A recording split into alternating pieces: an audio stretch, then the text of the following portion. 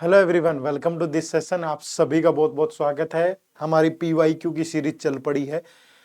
वैसे तो जब मैंने कंसेप्ट आपको पढ़ाए थे तो कंसेप्ट के साथ साथ प्रीवियस ईयर क्वेश्चंस के एग्जांपल लिए थे, लेकिन आप लोगों की डिमांड पे कि सर प्रीवियस ईयर अलग से करवा दो पूरा, तो हमने प्रीवियस ईयर स्टार्ट कर दिया करने। ठीक है, तो हमने 2023 का जो पेपर आज कंप्लीट कर देना है।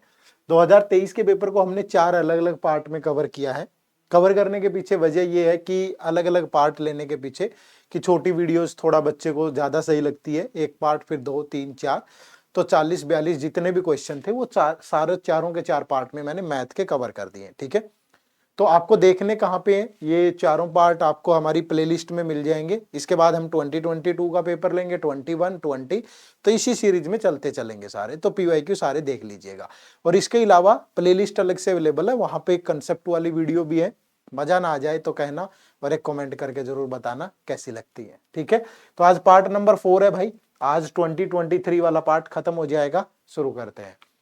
तो सबसे पहले अगर आपने ये गाइड बुक अभी तक डाउनलोड नहीं की है तो इसे डाउनलोड कर लो, क्योंकि ये आपकी सीसेट की जर्नी में बहुत सारी हेल्प करेगी। इसमें आपको हर एक इन्फॉर्मेशन मिलेगी रिलेटेड टू कि क्या आपके एग्जाम का पैटर्न है, किस टॉपिक से कितने क्वेश्चन आते हैं, कोई टॉपिक इतना इंपॉर्टेंट क्यों है, क्योंकि उसमें बीते सालों में कितने कितने क्वेश्चन पूछे गए हैं। प्रॉपर डाटा के बेस पे सारी चीजें शेयर की गई हैं।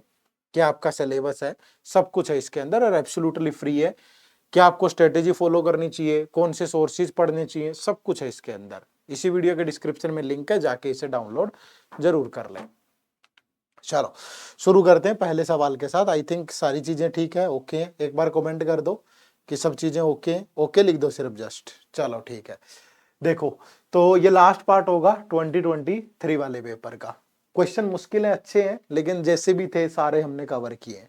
पहला देखो क्वेश्चन क्या है। अ box contain 14 black balls, 14 black ball है, 20 ब्लू बॉल्स हैं और 26 ग्रीन बॉल है, 28 येलो बॉल्स हैं और 38 रेड बॉल्स हैं एंड 54 व्हाइट बॉल है। Consider the following statement. तो आपको इन दोनों स्टेटमेंट को कंसीडर करना है। मैं यहां पे लिख देता हूं। वो कह रहा है कि जो ब्लैक बॉल है, ब्लैक बॉल 14 है। ठीक है, ब्लू बॉल जो है वो 20 है, और ग्रीन बॉल जो है वो 26 है, येलो बॉल जो है वो 28 है, जो रेड बॉल है वो 38 है, और 54 व्हाइट बॉल है। जो व्हाइट बॉल है वो 54 है।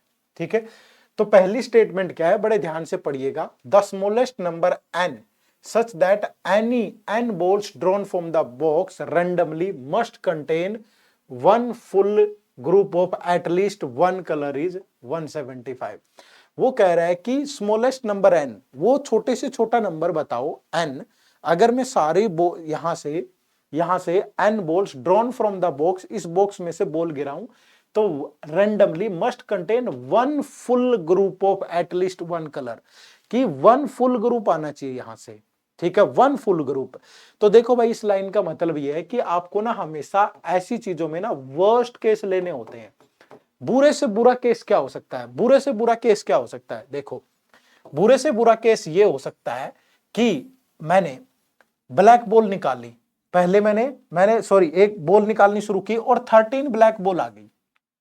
बुरे से बुरा मतलब मैं बॉल निकालने बैठा और ब्लैक की निकल रही है, मुझे तो पूरा सेट निकालना है एक, लेकिन 30 ब्लैक बॉल निकल गई, 13, उसके बाद नहीं निकली 14th। समझ रहे हो ना, बुरे से बुरा तो यही हो सकता है। फिर जब मैं निकालना शुरू किया तो ब्लू निकलने लगी, लेकिन 19 ब्लू निकल गई। ठीक है, 20 नहीं निकली। फिर ग्रीन निकल गई 25, फिर येलो निकल गई 27, फिर रेड निकल गई 37, और फिर व्हाइट निकली 53। तो इतनी बॉल निकल चुकी है। तो ये कितना हो गया, 9 और 2 3 12 17 24 और 7 31 34, 3 4 5 2 7 9 और 3 12 और 5 17, तो 174 बॉल निकाल ली हमने, लेकिन एक भी सेट कंप्लीट नहीं हुआ। यानी कि एक एक बॉल बची है इनमें से। अब अगली बॉल चाहे मैं जो भी निकाल लूं तो एक सेट तो कंप्लीट हो ही जाएगा ना मेरा। अब देखो 174 बॉल निकाली, लेकिन सेट कंप्लीट नहीं हुआ क्योंकि सबकी एक एक बॉल बची हुई है अभी। लेकिन जैसे ही 175th बॉल निकालूंगा ना, तो कोई सेट तो कंप्लीट हो ही जाएगा। वो यही कह रहा है कि वन फुल ग्रुप होना चाहिए, तो एटलीस्ट 175 केस आपको करने पड़ेंगे। तो वो बिल्कुल सही कह रहा है। ठीक है भाई। चलो अब दूसरी स्टेटमेंट देखो क्या है, the smallest number m such that any m balls drawn from the box randomly must contain at least one ball of each color, at least one ball of each color, कि हर एक colour की एक ball तो होनी चाहिए। ठीक है, तो वर्स्ट केस यहां पे क्या होगा, यहां भी आपको ऐसे केसेस में हमेशा वर्स्ट केस कि मैंने बॉल निकालनी शुरू की, सारी ब्लू निकल आई 20 की 20, फिर सारी ग्रीन निकल आई 26 की 26, फिर सारी येलो निकल आई, ठीक है, फिर सारी रेड निकल आई और फिर सारी व्हाइट निकल आई। ठीक है, तो टोटल कितनी निकल आई देखो, 6 और 8 14 और 8 कितना हो गया भाई, 14 और 8 22 और 4 26। ठीक है, 26 और फिर 2 और 2 4 6 8 3 11 5 16 166। तो जैसे ही नेक्स्ट बॉल निकालूंगा तो वो तो पक्का कौन से कलर की निकलेगी, ब्लैक, क्योंकि ये तो सारी निकल चुकी है। अब आप बोलोगे सर आपने ब्लैक ही क्यों छोड़ा, बाकी सारी क्यों निकाली, वर्स्ट केस तो यही होगा ना, जो मिनिमम वाली है उनको छोड़ दो। ठीक है, जो मिनिमम वाली है ये छोड़ दूं, क्योंकि अगर ये काउंट कर लिया इनमें से कोई छोड़ दिया तो फिर वो मिनिमम नहीं होगा। ठीक है, वो मिनिमम नहीं होगा नंबर, ठीक है, वो स्मॉलेस्ट नंबर नहीं होगा। ठीक है भाई, तो स्मॉलेस्ट नंबर तो यही हो सकता है, m such that any m ball drawn from the box randomly must contain at least one ball। ठीक है, तो ये भी बिल्कुल सही कह रहा है भाई। ठीक है, तो 167 हो गया। तो which one of the following statement is are correct, तो दोनों की दोनों करेक्ट है, that is why the answer is both 1 and 2। Clear है सबको, थोड़ा है टेढ़ा, लेकिन अब आते हैं पेपर में सवाल। अब देखो मुझे समझाने में 2-3 मिनट लगे हैं, आपको तो करना ही था पेपर में, तो 2-3 मिनट में आराम से कर सकते हो। देखो सेकंड क्वेश्चन, ये भी यूपीएससी सीसेट 2023, ये तो कहने की बात नहीं है, सारे क्वेश्चन उसी के हैं। देखो नेक्स्ट क्वेश्चन क्या है, A principal P becomes Q in 1 year when compounded half yearly with R% annual rate of interest। कोई प्रिंसिपल है P, वो Q हो जाता है। ठीक है भाई, तो मान लीजिए P की वैल्यू 100 है, ठीक है, और किस रेट से, R% से, तो मैंने मान लिया कि R की वैल्यू 20 है, 20% ईयरली है पर एनुअल। ठीक है, बट वो कह रहा है कि हमारी जो रेट है वो हाफ ईयरली है, तो 10% 20% को जब मैं हाफ ईयर में ब्रेक करूंगा तो रेट 10% लगेगी। ठीक है, अब वो P जो है वो Q बन जाता है। अब 100 रुपए पे 10% का 10% का मतलब 1/10 होता है, यानी 100 रुपए पे पहले हाफ ईयर में इंटरेस्ट लगेगा 1/10, तो 10 होगा, सेकंड में फिर 10 और कंपाउंड इंटरेस्ट है तो 10 का 1/10 1, तो 11, तो टोटल जो इंटरेस्ट बना वो 21 बना। ठीक है भाई, तो यानी 100 रुपए कितना हो गए, 121 हो गए। ऐसा हुआ जब R की वैल्यू हमने 20 ली। अब वो क्या कह रहा है, if the same principal P becomes Q in 1 year, वही सेम प्रिंसिपल P Q बन जाता है, यानी 100 121 बन गए भाई in 1 year when compounded annually by S%, और एनुअल है, annual rate of interest, then which one of the following is correct. अब एक बात बताओ सिंपली, जब R की वैल्यू 20 ली थी, ठीक है, तो इंटरेस्ट बना था 21। अब S की वैल्यू, अब 100 रुपए अगर 121 बन रहे हैं तो S की वैल्यू 21% ही होगी। ठीक है, अब R की वैल्यू कितनी थी 20 और S की वैल्यू है 21, तो इसका मतलब क्या हुआ कि जो R है वो S से छोटा होगा, तो यानी कि option number C is the correct answer. छोटी छोटी बातें होती हैं, किसी ने नहीं पढ़ा ना ये सब, तो कंपाउंड इंटरेस्ट का लेक्चर हमने शायद पढ़ाया नहीं है प्लेलिस्ट में भी, क्योंकि इंटरेस्ट इतना इंपॉर्टेंट टॉपिक नहीं था तो मैंने छोड़ दिया। एक ही सवाल आया है पिछले साल, पिछले कई सालों से सवाल नहीं पूछा था। ठीक है, तो इतना गंभीर मत लिया करो, बट यहाँ पे मैंने बता दिया है, इसको कर लेना आप। ठीक है, चलो नेक्स्ट क्वेश्चन नंबर 3 देखो क्या है, 40 children are standing in a circle and one of them से child one has a ring. 40 बच्चे हैं जो इस रिंग में हैं। ठीक है भाई, यहां से 1 2 3 4 5 6 7 8 9 10 11 12 13 14 15 16 17 18 19 20। ठीक है, 21 22 23 24 25 26 27 28 29 30 31 32 33 34 35 36 37 38 39 40, ये 40 बच्चे एक रिंग में हैं। ठीक है, अब वो क्या कह रहा है, एंड वन ऑफ दिस से child one has a ring, ये चाइल्ड वन है।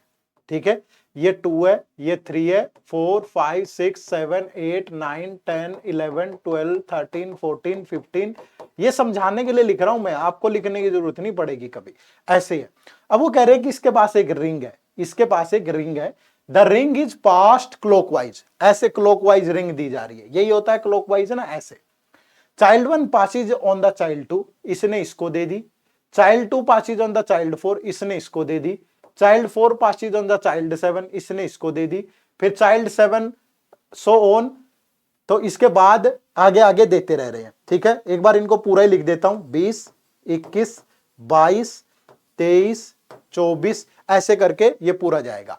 अब पहला बच्चा रिंग दे रहा है सेकंड को, अब वो क्या कह रहा है, so on after how many such changes including child 1 will the ring be in the hands of the child 1 again, कि पहले बच्चे को रिंग दोबारा कब मिलेगी। अब देखो बहुत प्रैक्टिकल सा सवाल है, जो पहला बच्चा है वो रिंग किसको दे रहा है, सेकंड को, तो एक अटेम्प्ट हो गया भाई। फिर दूसरा बच्चा किसको दे रहा है, चौथे को। ठीक है, तो अब यहां देखो, यहां +1 हुआ है, यहां +2 हो गया, चौथा बच्चा किसकी दे रहा है, 7वें को, तो +3 हो गया।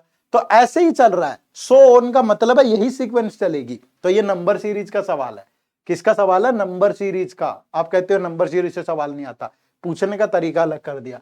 अब देखो ये 7वां बच्चा देगा किसको, 11वें को, क्योंकि +4 होगा, फिर +5, तो 11वां बच्चा देगा 16वें को, फिर +6, 16वां बच्चा देगा 22वें को, फिर +7, 22वां बच्चा देगा 29वें को, फिर +8, 29वां बच्चा किसको देगा, 37वें को, फिर +9, तो 37वां बच्चा किसको देगा, बीच में 8 छोड़ दो, 38, 39, 40, 40, 1, 2, 3, 4, 5, 5, तो छठे को देगा ये।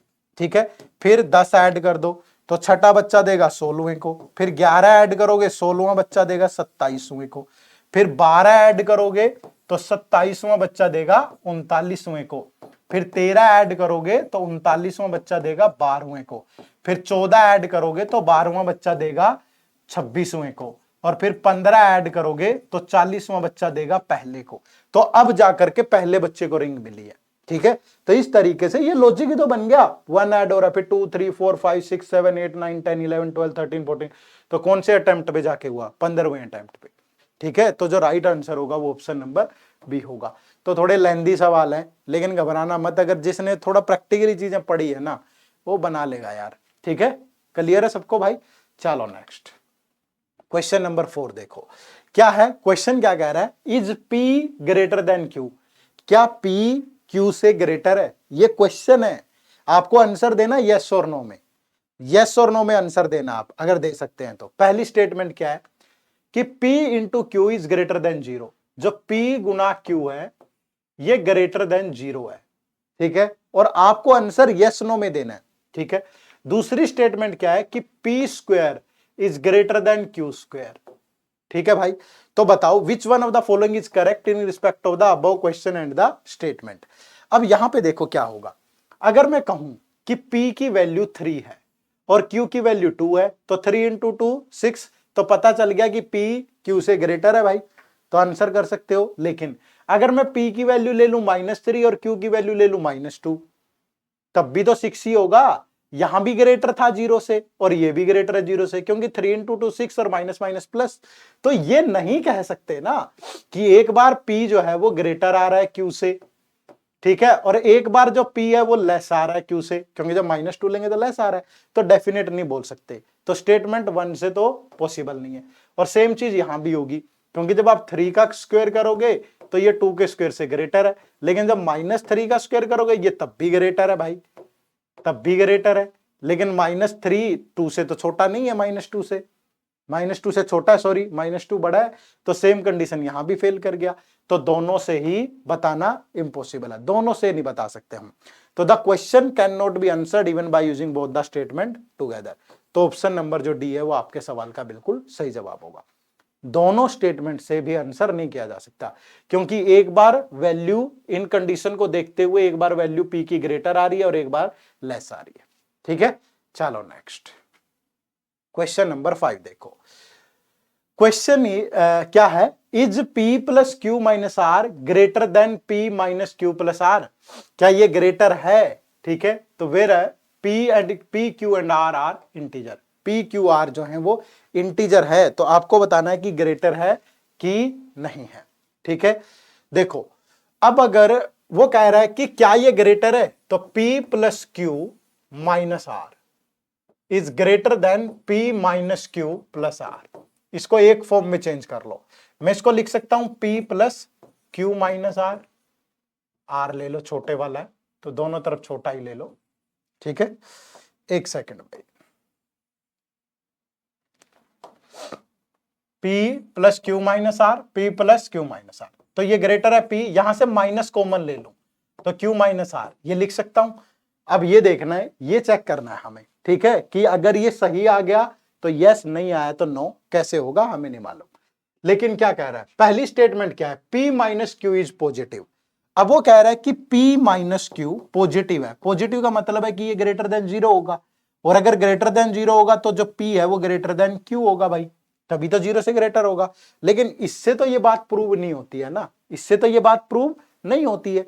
अब दूसरा देखो, P minus R is negative, अब वो कह रहे हैं कि P माइनस आर नेगेटिव है, तो that means P minus R less than 0 होगा, नेगेटिव तो तभी होगा। तो यहां से क्या आया कि P जो है वो लेस देन आर है, तो यहां से भी कोई रिजल्ट नहीं आया इस लेवल का निकल करके। लेकिन अगर मैं इन दोनों स्टेटमेंट को कंबाइंड कर दूं, दोनों स्टेटमेंट को, तो जो Q है, Q वो P से छोटा है और P छोटा है R से, यही बनेगा ना दोनों को मिला के। अब यहां से इस वैल्यू को चेक करना मुश्किल है थोड़ा सा, आपको लग रहा होगा यार सर दर्द है, भैया कोई भी नॉर्मल वैल्यू एज्यूम कर लो। मान लीजिए Q की वैल्यू 3 है, P 4 है, R 5 है, ये सेटिस्फाई करता है। अब यहां रख के देख लो, तो ये हो गया 3, सॉरी P की वैल्यू है 4 प्लस Q कितना है 3, R कितना है 5, ग्रेटर देन P कितना है भाई 4 माइनस Q कितना है, Q है 3 और R है 5, तो ये 3 माइनस 5 4, तो यहां से तो आया 3, ये ग्रेटर देन है, और ये माइनस का 2 माइनस माइनस प्लस 6, तो ये नहीं आया। लेकिन आपको ये थोड़ा प्रूव करना था, आपको ये प्रूव नहीं करना था, लेकिन आपको इतना पता चल गया कि ये ग्रेटर है कि नहीं है, क्योंकि आंसर यस और नो में देना है आपको, यस और नो में। तो वो पूछ रहा है कि is this is greater then this, नहीं, आंसर होगा नो, ये ग्रेटर नहीं है, लेकिन हमें पता चल गया। तो यहां पे जो आंसर होगा वो होगा ये option number C, the question can be answered by using both the statement together but can not be answered using either statement. दोनों को कंबाइन करके ये बता सकते हैं कि ये ग्रेटर होगा कि नहीं होगा, ग्रेटर होगा कि नहीं होगा, लेकिन अकेली अकेली से नहीं बता सकते। बात समझ पाए सारे? चलो नेक्स्ट, तो बताना होता है बस यहां पे। ये देखो, ये भी बहुत अच्छा सवाल है। इन ए पार्टी 75% टुक टी, ठीक है, एक पार्टी है जिसमें, यहां पे बना दूं डायग्राम, बना देते हैं कि ये 75 लोग हैं जो चाय लेते हैं, ठीक है, ये टी का यहां पे डायग्राम है। 60% took coffee and 15% took both tea and coffee. अब अगर यहां पे ये डायग्राम बना दे, ये कॉफी का डायग्राम है, कॉफी कितने लोग लेते हैं 60 लोग, लेकिन 15 लोग ऐसे हैं जो दोनों लेते हैं, चाय भी और कॉफी भी, तो 15 यहां आ गया, ठीक है। आगे क्या कह रहा है, no one taking milk takes tea, जो भी मिल्क लेता है वो चाय नहीं लेता, लेकिन वो कॉफी तो ले सकता है ना, तो ये मिल्क का डायग्राम बना दिया हमने कि ये मिल्क वाले हैं भाई, ठीक है, ये मिल्क वाले हैं। तो each person takes at least one drink, कोई ना कोई, जो भी जितने वाले लोग हैं कम से कम एक ड्रिंक जरूर लेते हैं, ठीक है। अब मान लीजिए कि कॉफी और मिल्क लेने वाले एक्स हैं, ठीक है भाई, कॉफी और मिल्क दोनों लेने वाले एक्स हैं, हमने अपनी तरफ से मान लिया। तो जो लोग सिर्फ कॉफी लेंगे वो कितने बच गए भाई, 60 में से टी और कॉफी दोनों लेने वाले और कॉफी और मिल्क दोनों लेने वाले माइनस कर दो, तो जो सिर्फ कॉफी लेते हैं वो 45 माइनस एक्स है, ठीक है, और टी लेते हैं 75 और टी और कॉफी दोनों लेते हैं 15, तो ओनली टी वाले कितने बचेंगे, 75 माइनस 15 यानी कि 60, ठीक है। तो ओनली टी वाले कितने बच गए, जो सिर्फ चाय लेते हैं वो हैं 60 लोग, ठीक है। जो ओनली, अगर मैं कहूं कि ये मिल्क है, ओनली मिल्क लेते हैं, ओनली मिल्क लेते हैं एम लोग, ठीक है, और ओनली कॉफी लेते हैं कितने लोग, 45 माइनस एक्स लोग, ठीक है। अब मैं कहूं कि बोथ टी और कॉफी लेते हैं कितने लोग, टी प्लस कॉफी लेते हैं कितने लोग, 15 लोग, और कॉफी और मिल्क लेते हैं, कॉफी प्लस मिल्क लेते हैं कितने लोग, एक्स लोग, ठीक है। तो ये डाटा हमारे पास निकल के आया। अब स्टेटमेंट देखनी है कि क्या कह रहा है, उसी के बेस पे आगे बढ़ेंगे। क्वेश्चन है how many persons attended the party, कितने लोगों ने पार्टी अटेंड की। पहला है 50% टुक मिल्क, अब टुक्स मिल्क, तो 50% टुक मिल्क, मिल्क तो x प्लस एम लोगों ने लिया है, तो m प्लस एक्स की वैल्यू 50 है, इससे तो ये प्रूव नहीं होता कि कितने लोगों ने पार्टी अटेंड की, तो ये तो हो गया गड़बड़, ठीक है।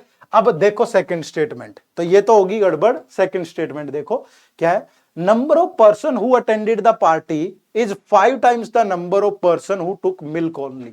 ठीक है, हु टुक, अब कितने लोगों ने पार्टी अटेंड करी, इन सारे लोगों ने करी, इन सबका सम कर दूं तो कितना, 60 plus m plus 45 minus x plus 15 plus x. और ये किसके बराबर है, attended the party is 5 times the number of person who took milk only. तो ओनली मिल्क कितने लोगों ने लिया है, ओनली मिल्क m लोगों ने लिया है, तो ये 5 टाइम ऑफ m के बराबर है। ठीक है, तो यहां x से x कैंसिल हो गया भाई, तो ये 60 45 और 15, तो ये कितना बच गया 120, 15 और 45 60 और 61 120, m उधर जाके माइनस होगा तो 4m, तो m की वैल्यू कितनी आ गई 120/4 यानी कि 30। तो अगर m की वैल्यू 30 आ गई तो उसके बाद तो फिर कोई भी वैल्यू यहां से निकल सकती है। ठीक है भाई, कोई भी वैल्यू निकाल लोगे तो बड़े आराम से आ जानी है वो वैल्यू। ठीक है, तो यहां से आप निकाल सकते हो कि कितने लोगों ने, यानी m की वैल्यू 30 आई तो 5 × 30, तो टोटल पार्टी में कितने लोग थे 150। तो इस स्टेटमेंट से बता सकते हैं, तो स्टेटमेंट 2 से बताया जा सकता है। अब आंसर क्या बनेगा, ए क्या कह रहा है, the question can be answered by using one of the statement alone but can not be answered the using the other statement. Yes, ये बिल्कुल सही है, क्योंकि यहां दिया the question can be answered by using either, either से नहीं होगा। Question can be answered both the statement together, together की जरूरत नहीं है। The question can not be answered, ये भी नहीं होगा। तो आंसर आपका ऑप्शन नंबर ए होगा, पहला होगा। ठीक है, चलो नेक्स्ट क्वेश्चन देखो। नेक्स्ट क्वेश्चन, क्वेश्चन नंबर 7 क्या है, कंसीडर अ 3 डिजिट नंबर। एक 3 डिजिट का नंबर कंसीडर करिए, व्हाट इज द नंबर, आपको बताना है कि नंबर क्या होगा। ठीक है, एक ही है नंबर। स्टेटमेंट 1 कह रही है कि the sum of the digit of the number is equal to the product of the digit. तो ऐसे नंबर तो परफेक्ट नंबर होते हैं कि डिजिट का sum is equal to the product of the digit, तो वो क्या होगा 1 2 3, दैट इज इक्वल टू 1 × 2 × 3।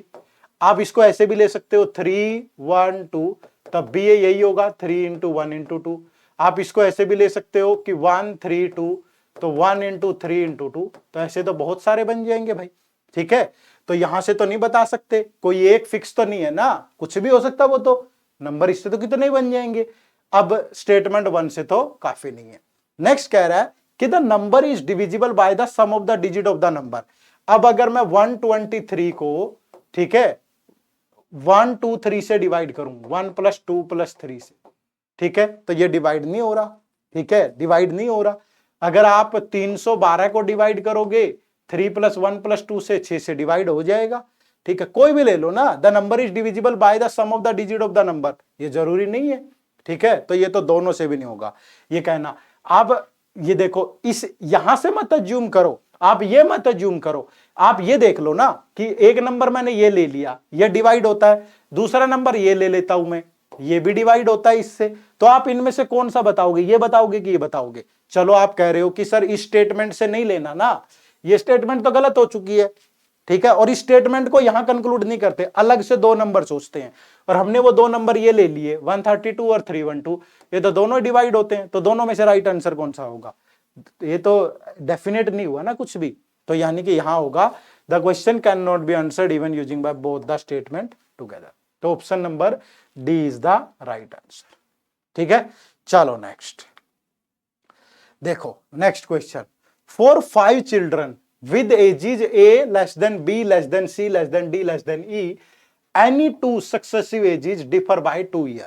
ठीक है, ये a b फिर है c d और e। अगर इसकी एज x है तो इसकी एज x + 2 होगी, क्योंकि सबका डिफरेंस 2 है भाई। ये x + 4 होगी, ये x + 6 होगी, और ये x + 8 होगी। यही होगा, क्योंकि इसने बोला है कि सक्सेसिव है, और 2 पे सक्सेसिव का मतलब होता है लगातार, और 2 के डिफरेंस पे है। अब पहली स्टेटमेंट वो क्या पूछ रहा है, क्वेश्चन है what is the age of the youngest child, youngest child की एज बतानी है। अब स्टेटमेंट 1 क्या कहती है, the age of the eldest is 3 times the youngest. जो एल्डेस्ट की एज है वो 3 टाइम ऑफ द यंगेस्ट है। अब एल्डेस्ट कौन है, एल्डेस्ट तो ये है, तो eldest is equal to 3 time of youngest, तो 3x, यंगेस्ट तो x होगा, तो 2x की वैल्यू आ गई 8, तो x की वैल्यू आ गई 4, तो what is the age of the youngest, तो यंगेस्ट तो x ही है, 4 आ गया, बिल्कुल सही है।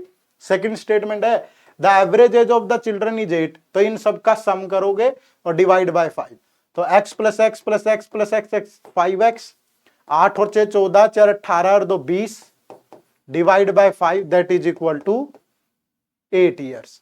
तो ये 5x plus 20 that is equal to हो गया 40, तो x की वैल्यू अगेन फिर 4 आ गई, तो दोनों से सेम ही आ गई, तो ये भी निकाल सकते हो ये भी, तो दोनों के दोनों पॉसिबल है। तो यहां पे जो आंसर बनेगा वो क्या बनेगा, the question can be answered by using one of the statement alone, the question can be using either statement alone, दोनों में से किसी से भी हो सकता है। तो option number B is the right answer.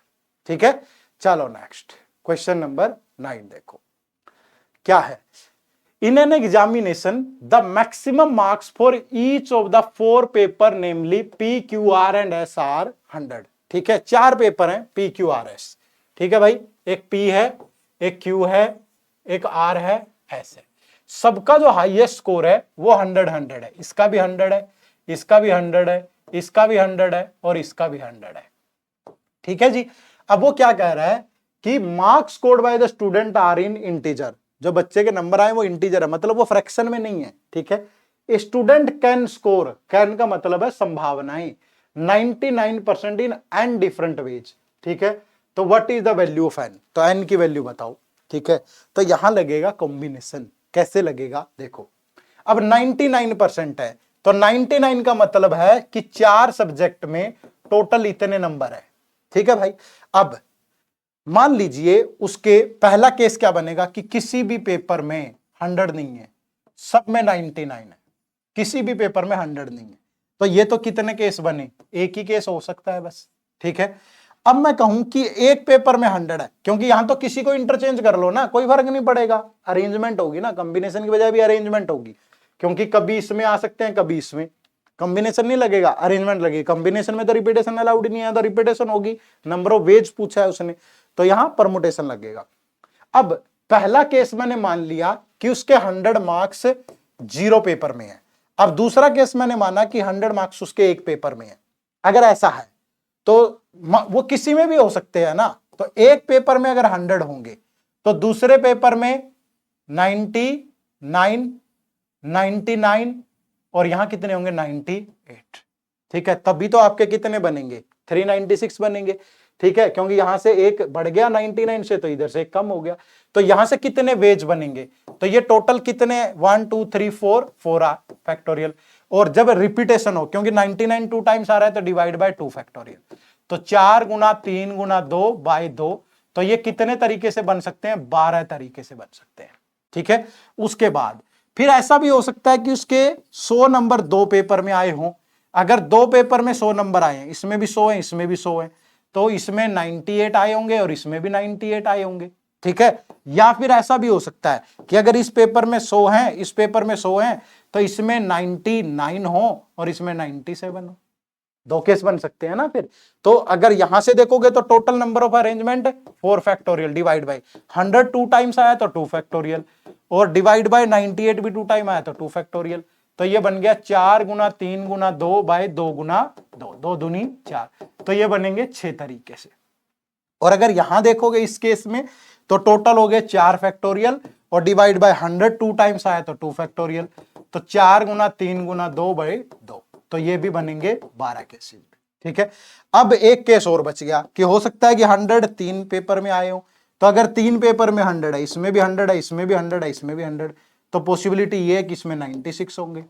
ठीक है भाई, और तो बन ही नहीं सकते ना, 4 पेपर में 100 आ गए फिर तो 99% बनेंगे ही कैसे, इन्हीं केसेज में बन सकते हैं। तो यहां हो गया 4 फैक्टोरियल, और डिवाइड बाय 100 3 टाइम्स आया तो 3 फैक्टोरियल, तो यहां से सिर्फ 4 केस होंगे। ठीक है, तो ये कितने केस बन गए, 1 प्लस 12, 1 प्लस 12 प्लस 6 प्लस 12 और प्लस 4, तो 12 और 12 24, 6 30 34 और 35 केस बनेंगे। तो जो राइट आंसर है वो ऑप्शन नंबर डी है। थोड़े मुश्किल है, पर ऐसा नहीं है कि नामुमकिन नहीं थे, लेकिन जब पेपर में एग्जाम हॉल में बैठोगे ना, उस स्ट्रेस में चीजें नहीं आएंगी काबू में, तो एक परफेक्ट स्ट्रेटेजी लेके जाना पेपर में कि 80 क्वेश्चन लक्ष्य नहीं है, लक्ष्य 40 क्वेश्चन है सोल्व करना। 80 सोल्व करने बैठोगे तो कभी ना कर पाओगे। मैं खुद जाता हूं पेपर में, नहीं है बस की बात, क्योंकि एक तो स्ट्रेस होता है, जीएस पेपर 1 दे के आए हैं, पता नहीं लाइन पे है, होगा कि नहीं होगा, है कि नहीं। और फिर 80 के 80 क्वेश्चन, वो तो बावलापन हो गया ना, स्मार्ट अप्रोच थोड़ी है। स्मार्ट अप्रोच तो ये है कि पेपर क्वालिफाई करना है, 40 क्वेश्चन टारगेट करो, 120 मिनट है, और ऐसे टाइप के सवाल छोड़ने पड़ेंगे आपको जो इतना टाइम लेंगे। ठीक है, चलो नेक्स्ट देखो, a flag has to be designed with 4 horizontal strip using some or all of the colour red, green और येलो। 4 स्ट्रिप, 1 2 3 4, 4 स्ट्रिप है, ठीक है, और 3 कलर है, रेड है, ग्रीन है और येलो है। तो what is the number of different ways in which this can be done so that no two adjacent strip have the same color? जो दो लगातार स्ट्रिप होंगे उनके सेम कलर नहीं होने चाहिए। देखो, अब जो ये पहली स्ट्रिप है इसमें तो कोई भी कलर आ सकता है ना 3 में से, तो इसके पास तो 3 चांसेस है, या रेड ले लो, येलो ले लो, ग्रीन ले लो। लेकिन इसके पास सिर्फ 2 ऑप्शन होंगे, क्योंकि जो कलर यहां आ गया वो यहां नहीं आ सकता। ठीक है, फिर इसके पास भी 2 ऑप्शन होंगे, क्योंकि जो कलर यहां आया था वो तो यहां आ सकता है ना, इस वाला नहीं आ सकता। ठीक है, इस वाला नहीं आ सकता, तो इसके पास भी 2 ऑप्शन है और इसके पास भी 2 ऑप्शन है। आप बोलो कि यहां रेड आ गया तो यहां ग्रीन और येलो में से कोई भी आ सकता है।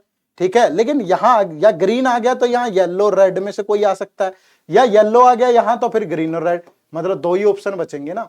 तो इसके पास तो 3 है, ग्रीन ग्रेड, ये कोई भी आ गया तो इसके पास भी फिर 2 होंगे। तो टोटल 3 इंटू 3 इंटू 2 इंटू 2, तो 2 दूनी 4, 6 तिये 2 दूनी 4 दूनी 8 तिया 24, तो 24 तरीके से हो सकता है ये। तो option number C is the right answer.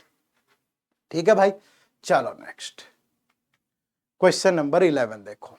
ठीक है, क्या है, there are large number of silver coins weighing 2 gram, 5 gram, 10 gram, 25 gram, 50 gram. 50 gram के कॉइन है, ठीक है, 25 ग्राम के कॉइन है, 10 ग्राम के कॉइन है, 5 ग्राम के कॉइन है, 2 ग्राम के कॉइन है।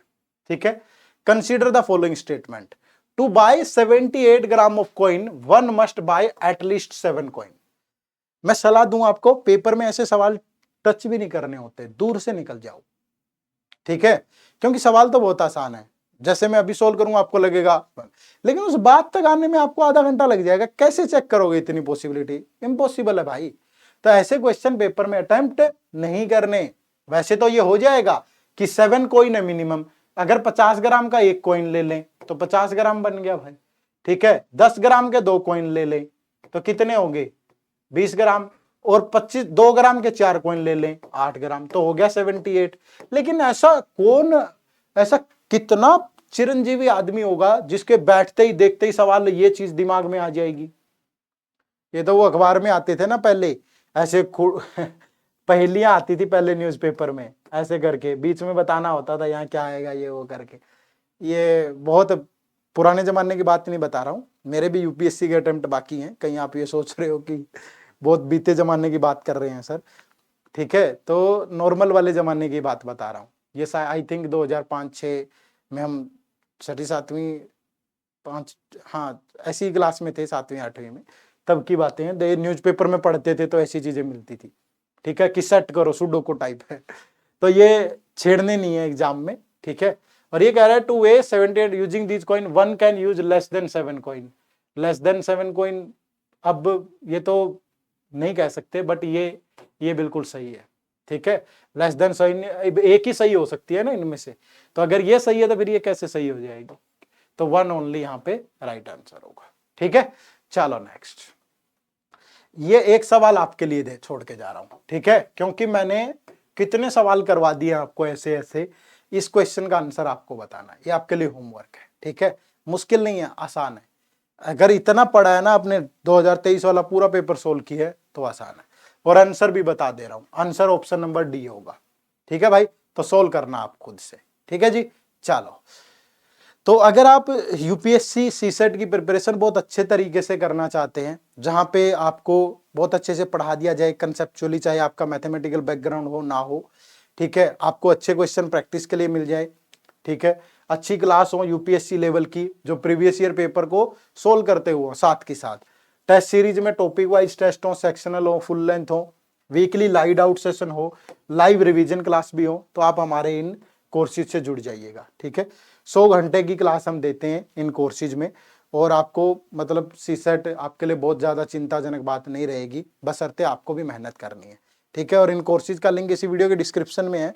बहुत सारे कोर्सेज देर इज देयर, हमारी वेबसाइट पे जाके भी आप देख सकते हो। तो जरूर जुड़िएगा, आपको बेहतरीन फायदा मिलेगा सीसेट के लिए। ठीक है, चलो तो फिर अगली मुलाकात अगली क्लास में होगी। 2023 वाला पेपर खत्म हो गया, भूले चुके से एक आध सवाल इधर उधर हो गया तो बता दीजिएगा। इसके बाद 2022 वाला पेपर शुरू करेंगे अगली क्लास में। ठीक है भाई, तो आप सबका बहुत बहुत शुक्रिया, थैंक यू वेरी मच। एक कमेंट करके बताइएगा जिसने भी 1 2 3 4 पार्ट हैं 23 के, आपने कौन कौन से पार्ट देख लिए। आपको कमेंट करना है इस वीडियो में कि आपने 1 2 3 4 पार्ट देख लिए, तो 1 2 3 4 टाइप करिए। अगर आपने 1 2 3 आपने जो जो भी पार्ट देखे हैं 2023 वाले, वो सारे कमेंट करके बताना। ठीक है, कुछ नहीं जाएगा कमेंट करने में, बस आपसे इंटरेक्शन वाली फीलिंग आ जाती है, मजा आ जाता है। अदरवाइज आपका टाइम बहुत कीमती है। अगर मैंने 5 सेकंड मांग लिए तो कोई बात नहीं, एक गुरु जी होने के नाते मेरा फर्ज बनता है। ठीक है, मैं मांग सकता हूं आपसे, मेरा हक है आप लोगों पे। ठीक है, तो कमेंट करके जरूर बताना। ठीक है जी, अगली मुलाकात अगली क्लास में। आप सबका बहुत बहुत शुक्रिया, थैंक यू वेरी मच। जय हिंद, जय भारत।